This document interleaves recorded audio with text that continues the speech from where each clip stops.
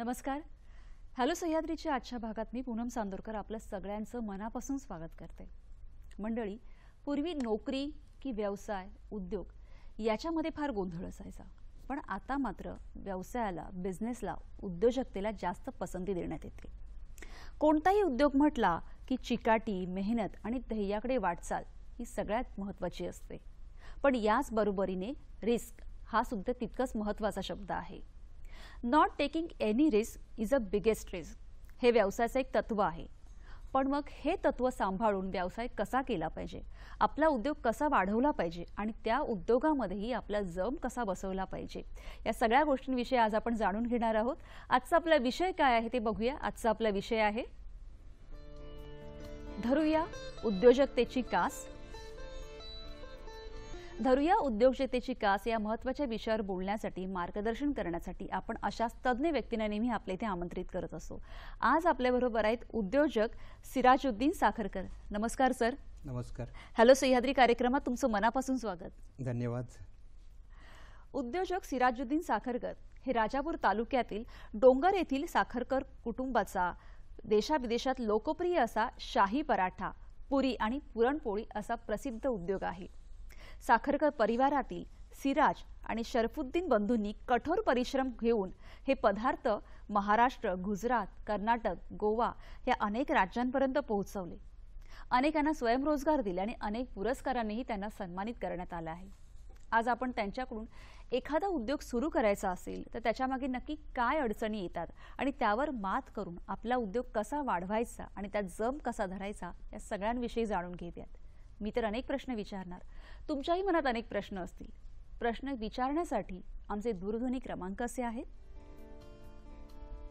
02224925216. पुन्हा एकदा सांगते 24925216. आणि मोबाईलवरून डायल करताना 022 हा एसटीडी कोड डायल करावा. आणखी एक नम्र विनंती, प्रश्न आजच्या आपल्या विषयाला अनुसरून असावेत आणि प्रश्न विचारताना आपल्या दूरध्वनी संचाचा आवाज थोडा कमी ठेवावा, जेणेकरून तुमचे प्रश्न सलग आमच्यापर्यंत पोहोचतील आणि आजच्या आपल्या तज्ज्ञांकडून आपण जास्तीत जास्त मार्गदर्शन करून घेऊ शकतो. आजच्या आपल्या विषयाला सुरुवात करूया. आजचा आपला विषय आहे धरूया उद्योजकतेची कास आणि आपल्याबरोबर आहेत उद्योजक सिराजुद्दीन साखरकर. सर, कार्यक्रमात तुमचं पुन्हा एकदा स्वागत. धन्यवाद. खरं तर विषय असा आहे ना की आजकाल पूर्वी नोकरीला जास्त पसंती दिली जायची, पण आता मात्र उद्योजक व्यवसायाला जास्त पसंती दिली जाते. पण तरी आपला उद्योग नुसता सुरू करून उपयोग नाही, तर त्याच्यामध्ये जम बसवणं आणि यशस्वी उद्योजक होणं हे तितकंच महत्त्वाचं आहे. आज तुमचा 35 ते 40 वर्षांचा एवढा मोठा अनुभव आहे, तर याची सुरुवात कशी झाली आणि काय पार्श्वभूमी आहे, काय सांगाल? आमचे सुरुवातीला वेगवेगळे व्यवसाय होते. आम्ही त्या व्यवसायाच्या नंतर एक एक व्यवसाय आम्ही निवडला, परंतु त्याच्यात आम्हाला समाधान वाटलं नाही. आणि नंतर मग आम्ही बेकरीचा व्यवसाय निवडला.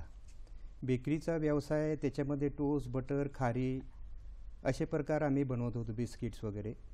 आणि ते करता करता अशी थोडक्यात एक कल्पना सुचली की आपण जी खारी बनवतो त्यापासून पराठ्यासारखा आम्ही एक पदार्थ घरी खाण्यासाठी म्हणून सुरुवातीला आम्ही बनवला.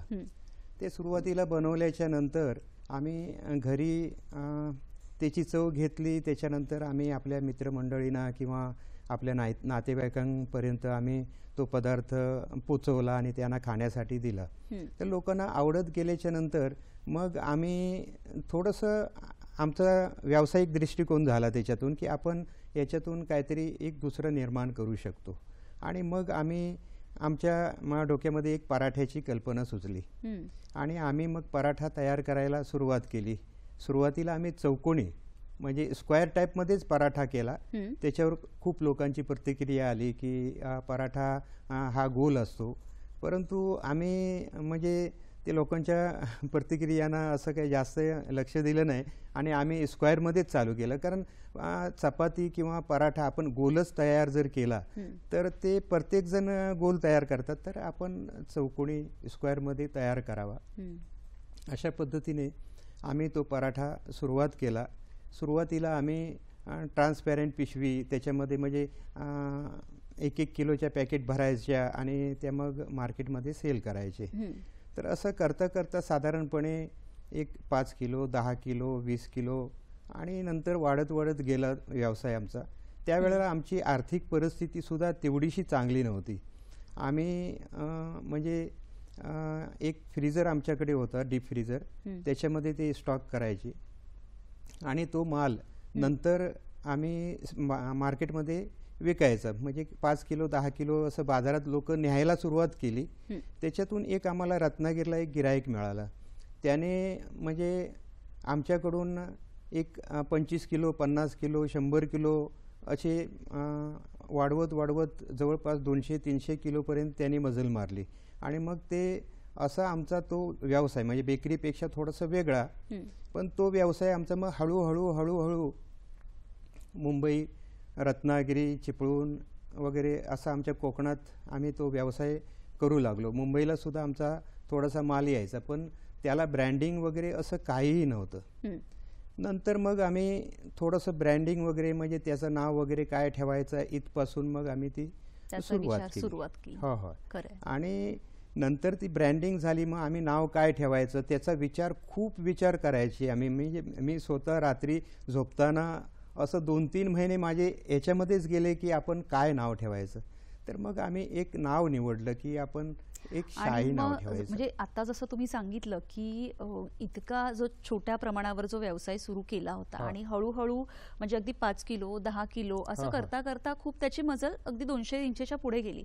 पण मला असं विचारायचं की ही कल्पना जी तुमच्या डोक्यात आली की एक आपण असा एक पराठा सुरू करू आणि मग असं पुरणपोळी किंवा पुरी हे जे पदार्थ तुम्ही सुरू केले, पण कोकणासारख्या दुर्गम भागामध्ये सुरू करताना अजून काय काय अशा अडचणी आल्याच्या काय सांगू शकाल? कोकणामध्ये सुरू करताना म्हणजे कसं की एक विजेची समस्या ती सर्वश्रुत आहे की आमच्याकडे सारखी वीज वगैरे जाते. पण तो धंदा व्यवसाय हा छोटा असल्यामुळे आम्हाला तेवढीशी अडचण ती जाणवली नाही. आणखीन दुसरा विषय म्हणजे कसं की आमच्याकडे बेकरी लायसन वगैरे होतं आमच्याकडे.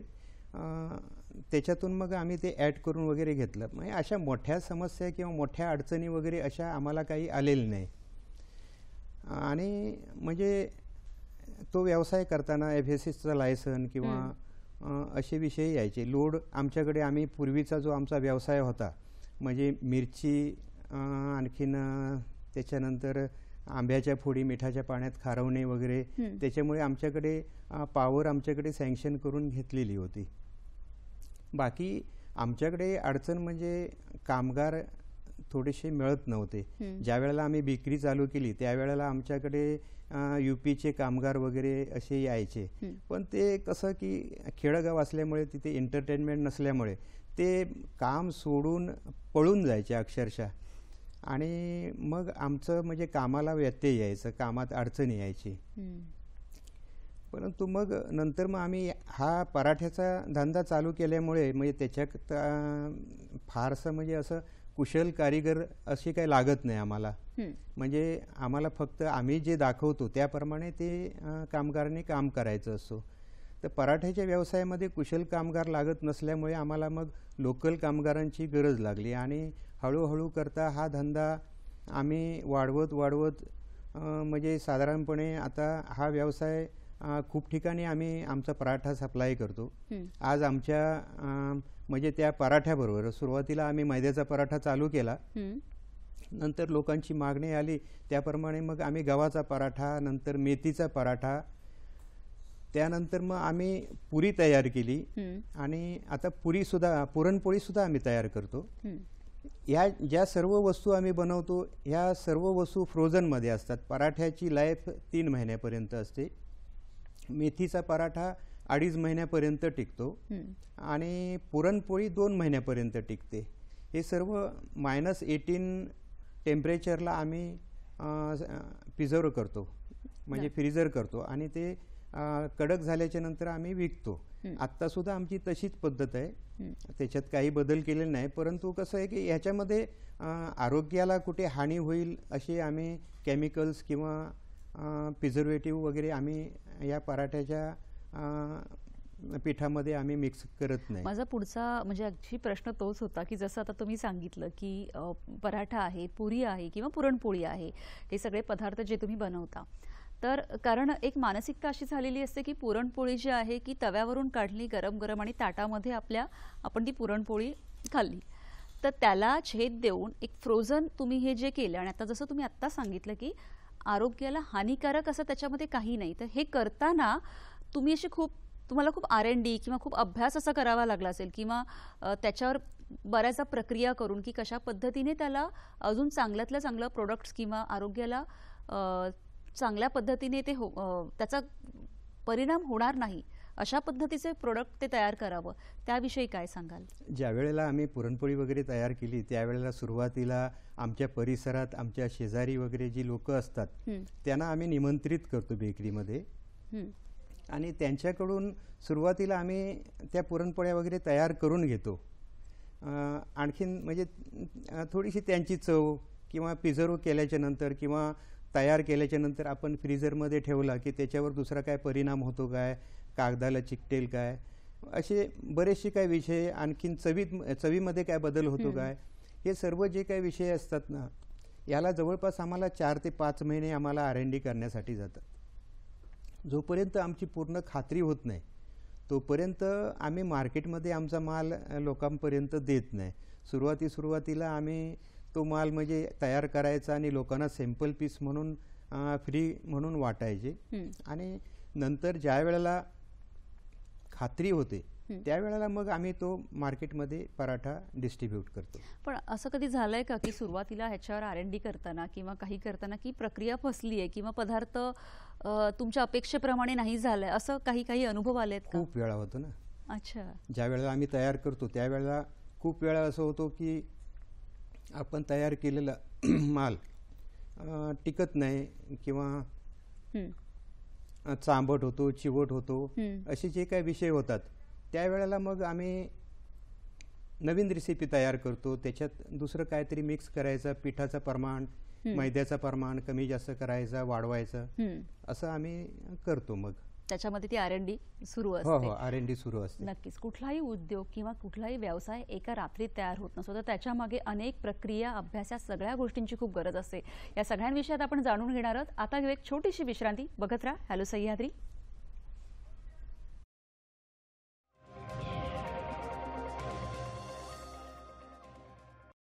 विश्रांतीनंतर सगळ्यांचं पुन्हा एकदा स्वागत. आजचा आपला विषय आहे धरूया उद्योजकतेची कास आणि आपल्याबरोबर आहेत उद्योजक सिराजुद्दीन साखरकर. सर, विश्रांतीला जाण्यापूर्वी जसं आपण बघितलं की तो पदार्थ किंवा त्याच्यामध्ये बऱ्याचदा R&D किंवा अनेक त्याच्यावर प्रक्रिया करून तो मनासारखा किंवा होतोय की नाही तर ते तपासलं गेलं. ह्याच्या आधीही जसं मगाशी गप्पांमध्ये तुम्ही सांगितलं की तुम्ही अनेक उद्योग केलेत, वेगवेगळे व्यवसाय केले, तर त्या सगळ्याचा उपयोग किंवा आपण म्हणू शकतो अनुभव इथे काही कामाला काय आलाय किंवा कितपत आलाय? या आमच्या व्यवसायामध्ये खरं म्हणजे आमचे वडील सुरुवातीला म्हणायचे की माशाच्या पिल्लाला पोहण्यासाठी शिकवायला लागत नाही. तर ती आमच्या वडिलांची पुण्याई आहे की त्यांनी आजपर्यंत आम्हाला म्हणजे ती बाळकडू पाजलेला उद्योगाचंच, म्हणजे आम्ही आजपर्यंत माझ्या मते तरी मी एक दिवससुद्धा कुठे असं काम केलेलं नाही किंवा नोकरी केलेली नाही. मी सुरुवातीपासून 3 मार्च 1987ला आमच्या वडिलांबरोबर मी भागीदार म्हणून झालो. आमचे दुसरे 3 भाऊ आहेत.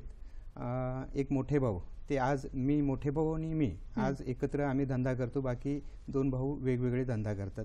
आमचा सुरुवातीचा ज्या वेळेला आम्ही 3 मार्च 1987ला कामाला सुरुवात केली त्यावेळेला आमचा आंब्याच्या फोडी मिठाच्या पाण्यात खारवण्याचा व्यवसाय होता.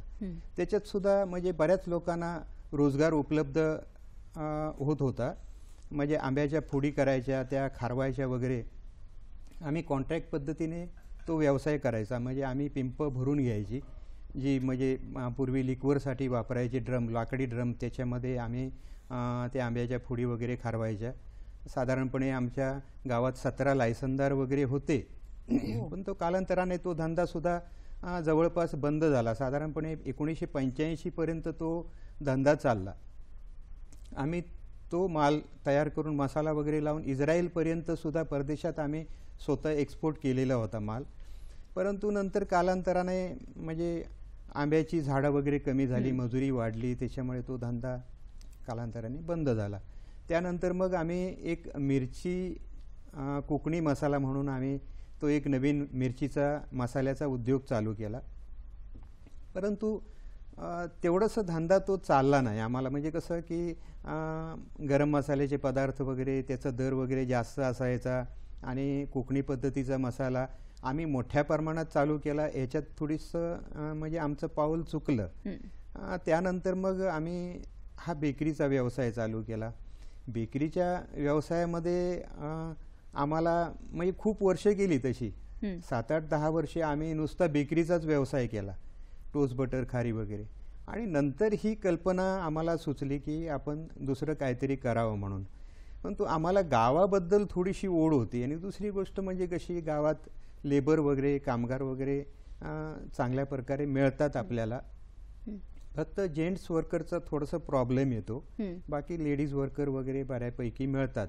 आणि दुसरी गोष्ट म्हणजे कशी की आमचा छोटा धंदा होता, छोटा उद्योग होता.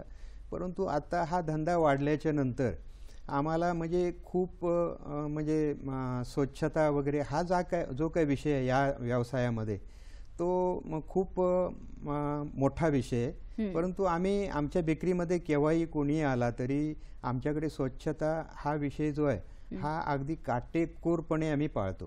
म्हणजे स्वच्छता, कारण खाण्याचा पदार्थ असल्यामुळे तिथे स्वच्छता ही असावीच लागते.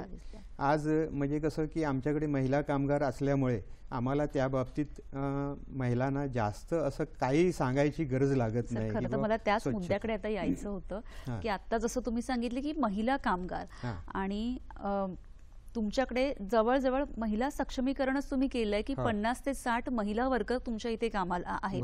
अनेक जणांची कुटुंब याच्यावर चाललेली, त्यांना रोजगार मिळालेला आहे.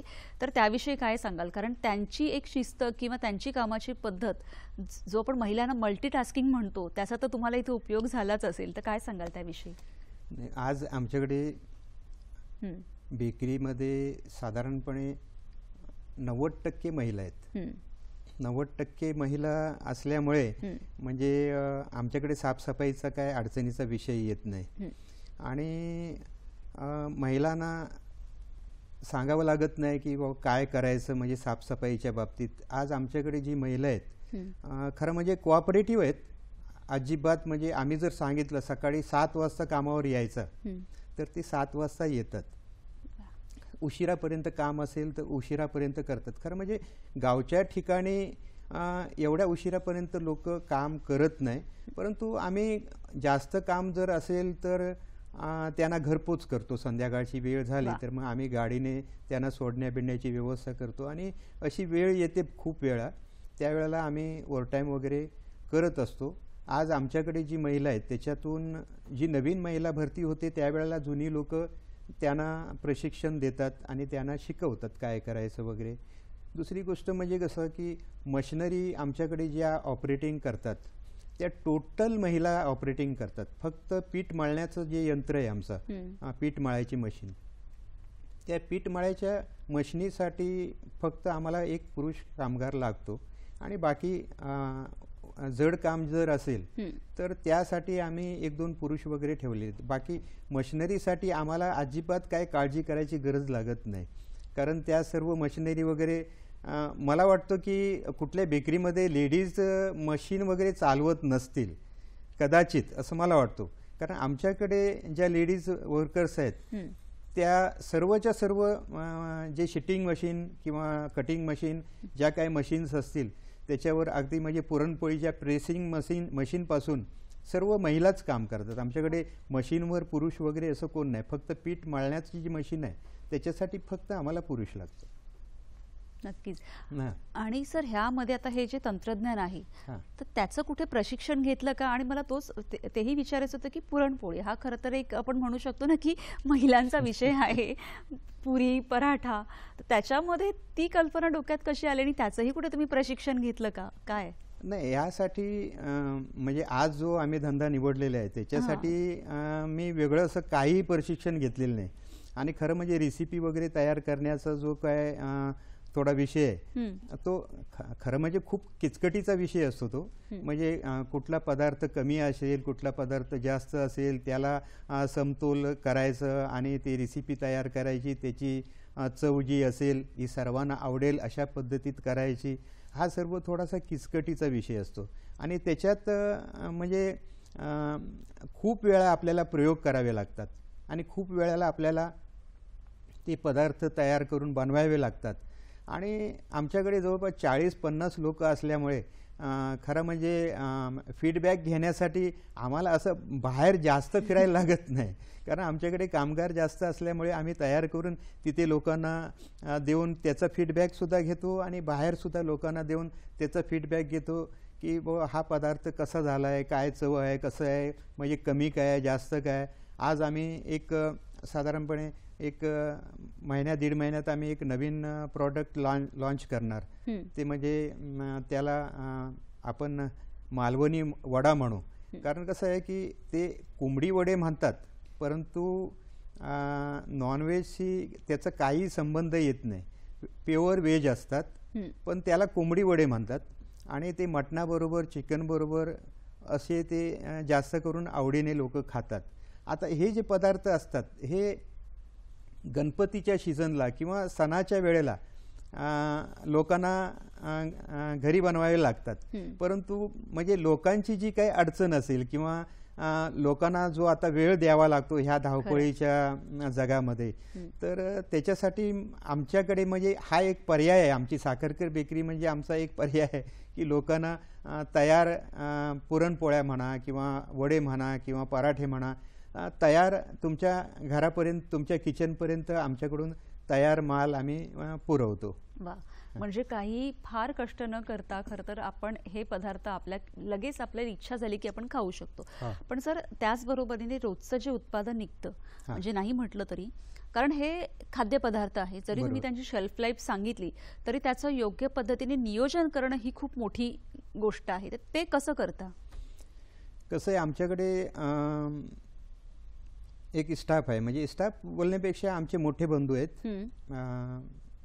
आणखीन एक ऑर्डर घेण्यासाठी एक मुलगी ठेवलेली आहे. ती अकाउंटचं वगैरे आमचं सर्व काम ऑर्डर घेण्यापासून ते तयार करायचं, म्हणजे लॉट तयार करायचा की मुंबईची गाडी झाली तर ते मुंबईच्या गाडीचा माल म्हणजे 2 दिवसाने आमची मुंबईची गाडी असते, साधारणपणे 2400 किलो. एका दिवसाचा प्रोडक्शन आमचं साधारणपणे 2.5 टन ते 3 टनापर्यंत आम्ही एका दिवसाला प्रोडक्शन करतो, पराठा तयार करतो. आणि तो पराठा तयार केलेला पराठा संपवायचा. मग तो नियोजन कसं करायचं, बेळगावला जायचं असेल तर हुबळी, बेळगाव किंवा त्याच्या पुढचे जे काही कर्नाटकचे भाग असतील तिथपर्यंत आम्ही तो माल पाठवायचा. तर तो माल पाठवायचा कसा, तर ती जी मुलगी आहे आमच्याकडे ती टोटल नियोजन करून देते आम्हाला की हा आता बेळगावचा गाडीचा लॉट तयार झाला आहे, तेवढा माल मग आपण तयार करायचा. आणि मग ती दुसऱ्या दिवशी सकाळची डिस्पॅच होते. मुंबईची गाडी असेल तर साधारणपणे दुपारी 3 वाजताने 2-2:30 वाजताना 3 वाजताना ती मुंबईची गाडी निघते. पण दररोजची एखादी गाडी तरी आमची डिस्पॅच होते तिथून. आणि एक आमच्या धंद्याची खासियत म्हणजे कसं आहे की आम्ही तयार केलेला माल, म्हणजे जर आज आम्ही तयार केला तर तो रात्रभर फ्रीजमध्ये ठेवतो आम्ही. संपूर्ण रात्र फ्रीजमध्ये ठेवल्याच्या नंतर दुसऱ्या दिवशी तो माल कडक होतो. फ्रोझन झाल्याच्या नंतर मग त्याची पॅकिंग होते. पण खरं तर आमच्याकडे जो माल तयार होतो तो माल आमच्याकडे थांबत नाही मुळीच. म्हणजे जेवढा माल आम्ही तयार करतो तेवढा माल संपतो आमच्याकडे.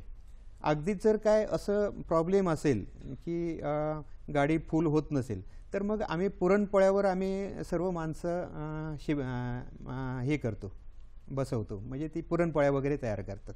कारण आता जसं तुम्ही सांगितलं की माल थांबतच नाही, सगळा माल संपतो. कारण तुमचं फक्त रत्नागिरी किंवा महाराष्ट्रापुरतच नाही तर गोवा, कर्नाटक आणि गुजरात ह्या सगळीकडे तुमचं आता हे जे प्रोडक्ट आहे किंवा पुरणपोळी आहे, पराठा आहे, तो सगळ्या ठिकाणी डिस्ट्रीब्यूट होत आहे. बरोबर सर. त्याचबरोबरीने की आता कुठलाही व्यवसाय, उद्योग काहीही करायचं म्हटलं आणि तुमच्याकडे आता ह्या ज्या 2-3 उद्योगांचा जो अनुभव आहे, सगळ्यात महत्त्वाचं असतं भांडवल. हे भांडवल कसं म्हणजे कशी उभारणी केली आहे भांडवलाची? हा म्हणजे धंद्याच्या दृष्टीने एक खूप महत्त्वाचा विषय आहे. आर्थिक आमच्या म्हणजे व्यावसायिक जे असतात किंवा जे व्यवसाय करतात त्यांच्या आर्थिक नाड्या बँकेशी जोडलेल्या असतात. आणि खरं म्हणजे काय तरुण उद्योजक असतात त्यांना जोपर्यंत आर्थिक पाठबळ मिळत नाही तोपर्यंत ते उद्योगामध्ये भरारी घेऊ शकत नाही. प्रत्येक उद्योग जो आपण निवडतो यशस्वी होईल हे सुद्धा सांगता येत नाही काय. परंतु कसं आहे की तरुण लोकांना उद्योग मिळावा या दृष्टीने शासनाने आज MSME सारखे नवीन नवीन उपक्रम राबवलेले आहेत. त्याच्यातून मी म्हणतो की नवीन उद्योजकांना त्याचा पुरेपूर फायदा होत असेल. आज आमच्यासमोर म्हणजे कसं आहे की ज्या वेळेला आम्ही धंदा चालू केला त्यावेळेला थोडंसं आम्हाला आर्थिक अडचण आली. ज्या वेळेला आम्ही बँकेत गेलो, एका बँकेत गेलो, त्या बँकेत आम्हाला कसं जे आमचं म्हणजे लागणारं भांडवल होतं त्याच्यापेक्षा आम्हाला थोडंसं वाढीव पाहिजे होतं, मिळालं नाही. मग आम्ही पर्यायाने एक दुसरी बँक निवडली. दुसऱ्या बँकेत गेलो, तिथे थोडंसं आम्हाला भांडवल वाढवून मिळालं. त्याच्यानंतर आमचा धंदा परत सुरळीत झाला, आमचा धंदा परत वाढल्याच्या नंतर परत आम्हाला काय गरज लागली. परंतु कोलॅटरॉलसाठी किंवा गहाण ठेवण्यासाठी आमच्याकडे काही पर्याय नव्हता. मग आम्ही एक तिसरी बँक पकडली काय. आणि मग त्याने आमची संपूर्ण गरज भागवली आणि त्या गरजेप्रमाणे त्याने आम्हाला पैसे दिले आणि आमचा धंदा आज अगदी म्हणजे व्यवस्थितपणे चाललेला आहे. आज आम्ही म्हणजे या धंद्यासाठी नवीन जागा तयार केली म्हणजे धंद्यासाठी. कारण कसं की जुनी आमची कौलारू इमारत होती त्याला दुरुस्त करणं किंवा छप्पर करणं यापेक्षा मग आम्ही एक नवीनच इमारत तयार करून या धंद्यासाठी आम्ही तो धंदा आता नवीन इमारतीमध्ये शिफ्ट केला की तिथे म्हणजे अगदी म्हणजे यापुढे आम्हाला ISO जर घ्यायचा असेल तर तो सुद्धा आम्हाला मिळू शकतो. आणि त्याच्यासाठी आता आम्ही प्रयत्न करू कारण आता आमची इमारत तयार झालेली आहे. आणि स्वच्छतेच्या दृष्टीने आज आमची इमारत अगदी म्हणजे धंद्याला साजेशी आमची इमारत आज आहे आणि आमचा धंदासुद्धा त्या दृष्टीने व्यवस्थित असल्यामुळे आम्ही आता आणखीन गुंतवणूकसुद्धा या धंद्यामध्ये करू शकतो नवनवीन. नक्कीच नक्कीच.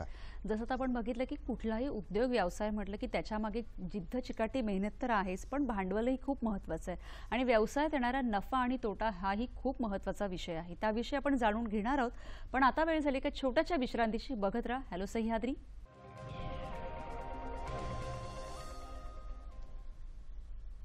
विश्रांतीनंतर सगळ्यांचं पुन्हा एकदा स्वागत. आजचा आपला विषय आहे धरूया उद्योजकतेची कास आणि आपल्याबरोबर आहेत उद्योजक सिराजुद्दीन साखरकर.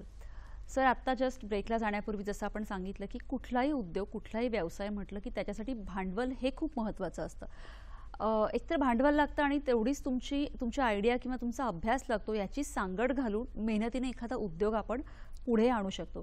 कारण काय होतं की व्यवसाय खूप जण करतात, उद्योग खूप जण सुरू करतात, पण एक यशस्वी उद्योग सुरू करणं किंवा त्याच्यात तग धरून राहणं हे खूप महत्त्वाचं आहे.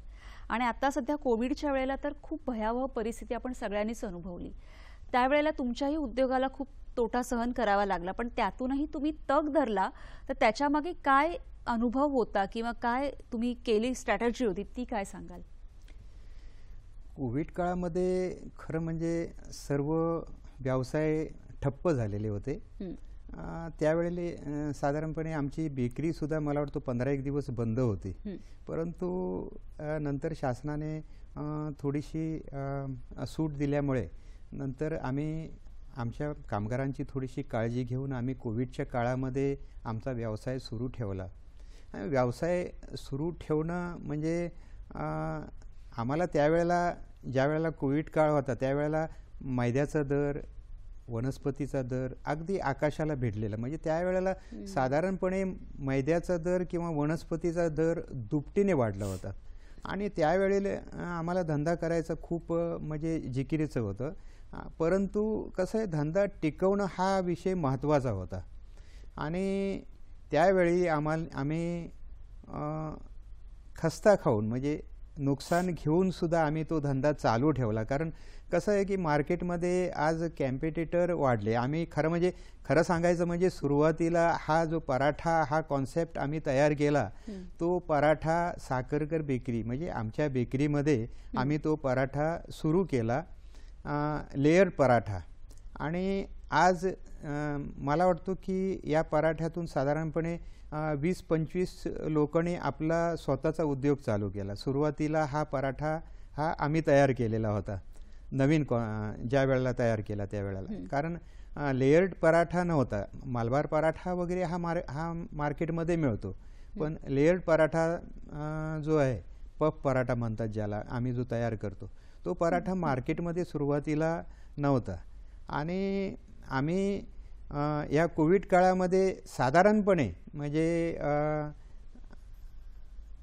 धंदा बंद करायचा हा विषय जिव्हारी आला, त्याच्यामुळे हा धंदा आम्ही चालू ठेवून थोडंसं नुकसान आम्ही सहन केलं. कारण या धंद्यातून आम्ही कमवलेले होते पैसे, आम्ही थोडेसे पैसे त्याच्यामध्ये घातले नंतर, आणि आम्ही धंदा हा म्हणजे बंद ठेवण्यापेक्षा बोललो चालू ठेवूया, कारण आपलं नाव तर मार्केटमध्ये टिकायला पाहिजे काय, त्या हिशोबाने आम्ही मग धंदा चालू ठेवला. नक्कीच मला असं वाटतं की ही एक गोष्ट शिकण्यासारखी आहे की म्हणजे जे नवीन उद्योजक असतात किंवा जे काही आहे ती कुठल्याही परिस्थितीमध्ये आपला जो उद्योग आहे किंवा व्यवसाय आहे त्याच्यावर तग धरून तो चालू ठेवणं हे खूप महत्त्वाचं आहे. त्याच्यासाठी अडचणी तर नक्कीच येणार, पण त्यांच्यावर मात करणं हे खूप गरजेचं आहे. सर, आता जसं तुम्ही सांगितलं की वेगवेगळ्या ठिकाणी नाव झालं किंवा तो म्हणून तो व्यवसाय चालू ठेवणंही तितक्याच जिकरीचं झालं. आज जवळजवळ महाराष्ट्र, गुजरात, कर्नाटक, गोवा या ठिकाणी आपले पराठा, पुरणपोळी हे प्रोडक्ट्स जात आहेत. तर काय सांगाल की त्याचं फीडबॅक काय तिकडून येतो, किंवा असं कधी काही झालंय का की तिथपर्यंत माल पोहोचेपर्यंत काही प्रॉब्लेम आलेला आहे किंवा काही? नाही, असं काही प्रॉब्लेम येत नाही खरं म्हणजे. कारण आमचा माल व्यवस्थितपणे जातो. दुसरी गोष्ट म्हणजे कसं आहे की आमचा माल हा -18 मध्ये ठेवायला लागतो. काही वेळेला लोकांच्या तक्रारी येतात, परंतु कसं आहे की त्या तक्रारी म्हणजे कसं की हा -18 मध्ये फ्रीजरच्या वरच्या भागामध्ये हा पराठा ठेवायचा. तर तो खालच्या भागामध्ये ठेवला की लोक कंप्लेंट करतात की हा पराठा खराब झाला. खरं म्हणजे आम्ही त्या वेष्टनावर लिहिलेलं आहे की -18 मध्ये ठेवायचं.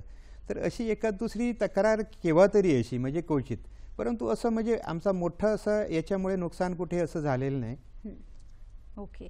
आणि जसं आता आपण म्हणतो की कोकण हे पर्यटनासाठी खूप प्रसिद्ध आहे, मग त्यावेळेला तिथे येणाऱ्या पर्यटकांचा आणि तुमच्या व्यवसायाला असा काही फायदा झालाय का की पर्यटक आलेले आहेत आणि व्यवसाय वाढलेला आहे?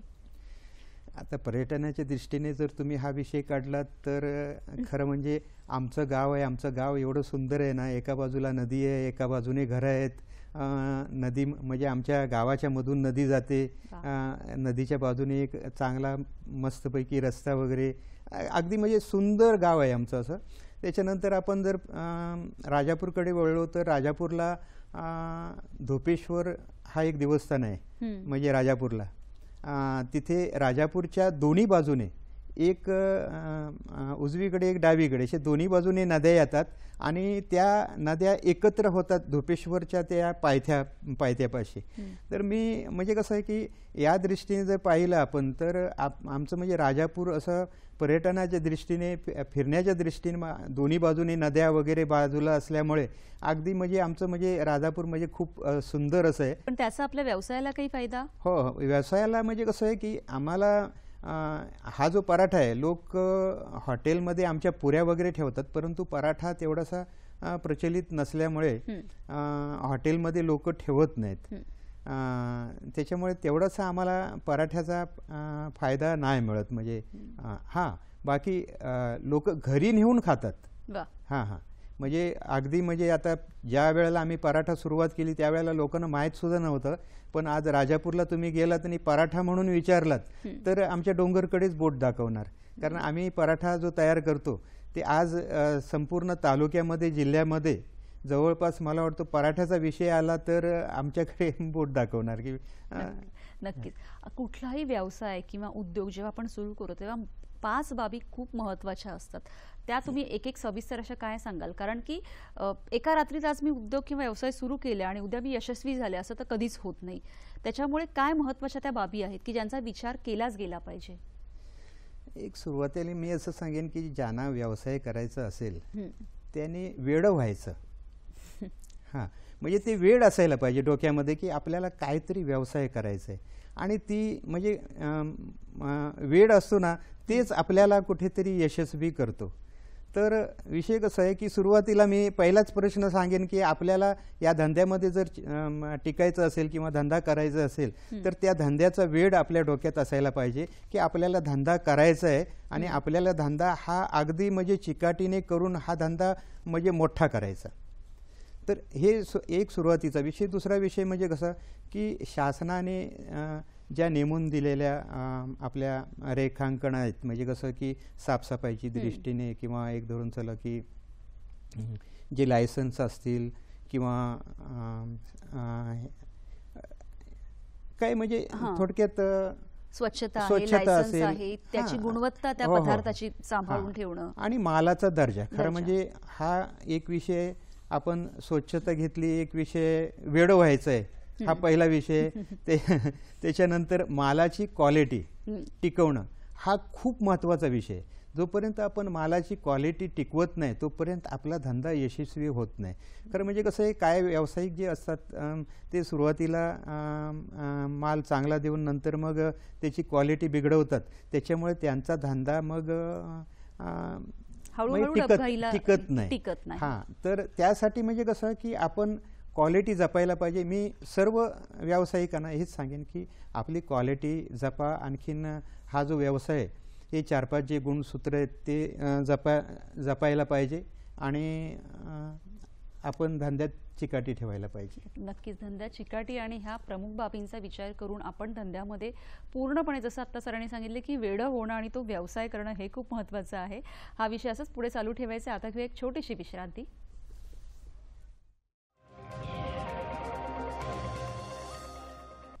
विश्रांतीनंतर सगळ्यांचं पुन्हा एकदा स्वागत. एका महत्त्वाच्या विषयावर आज आपण चर्चा करत आहोत. धरूया उद्योजकतेची कास आणि आपल्याबरोबर आहेत उद्योजक सिराजुद्दीन साखरकर. सर, चर्चेला पुढे सुरुवात करण्यापूर्वी आपण एक फोन घेऊया. विनोद वाडेकर आपल्याशी बोलतात कराडवरून. नमस्कार. नमस्कार विनोदजी, बोला तुमचा प्रश्न विचारा. Hello sir. मला एक माझा स्वतःचा एक उद्योग चालू करायचा आहे, परंतु जी माझी कल्पना आहे, संशोधन आहे, ते रजिस्ट्रेशन कसं करायचं? नक्कीच नक्कीच, धन्यवाद विनोदजी.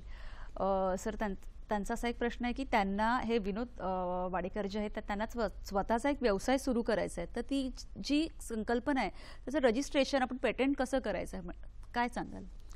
हां, याच्यासाठी असं मोठं काही विशेष काय नाही. आपल्याकडे जागा स्वच्छ पाहिजे. त्याच्यानंतर याला काही मशिनरीज वगैरे लागतात. त्यानंतर FSSAIचा एक लायसन लागतो.